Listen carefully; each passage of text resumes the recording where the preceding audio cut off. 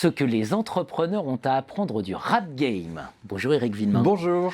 Éric Villemain, vous êtes ancien journaliste, Oui. Vous êtes consultant indépendant, membre des compagnies Doctors. C'est ça, c'est un petit groupe de consultants. On se réunit avec un seul but, en fait, réfléchir à ce qu'on fait et écrire régulièrement des papiers dans les Échos. Voilà, donc papier dans les Échos, ce que les entrepreneurs ont à apprendre du rap game. Oui. Premier point, Dr Dre.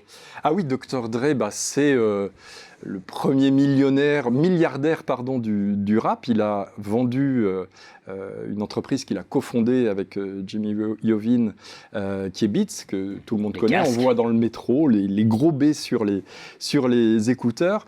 Eh bien, c'est aujourd'hui la plus grosse acquisition qu'ait jamais faite Apple, plus de 3 milliards de dollars. Et c'est un artiste, un producteur, un rappeur qui l'a fait. Et ce qu'il y a d'intéressant chez lui, c'est qu'on sent qu'il n'y a pas de... Il n'y a pas de limite, voilà, et c'est quelque chose que beaucoup de startups pourraient répliquer et pourraient apprendre finalement.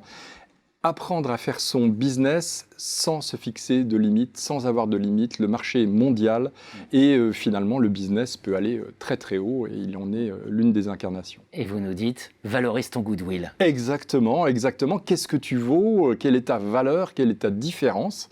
Eh bien la différence de Dre, c'était ça, c'était cette marque d'électronique grand public que finalement Apple aurait pu monter lui-même, mais ils l'ont rachetée parce qu'elle était bien implantée, bien sur les cibles que cherchait à atteindre Apple. Et puis surtout, ils avaient monté également ce qui a transformé finalement Apple, une plateforme de streaming musical, là où il y a quelques années, rappelons-nous, Apple était encore au téléchargement, morceau par morceau. Et donc ce rachat a finalement permis à Apple de se transformer très fort, d'où le prix qui avait à l'époque été totalement décrié. C'est trop cher, etc. Mais en termes de management, ça a vraiment, cette acquisition de Dr Dre finalement, a finalement changé Apple. Derrière le casque, voir la plateforme aussi. Exactement. Et la radio, Beats Radio. Exactement. Merci beaucoup Éric Villemain. Merci.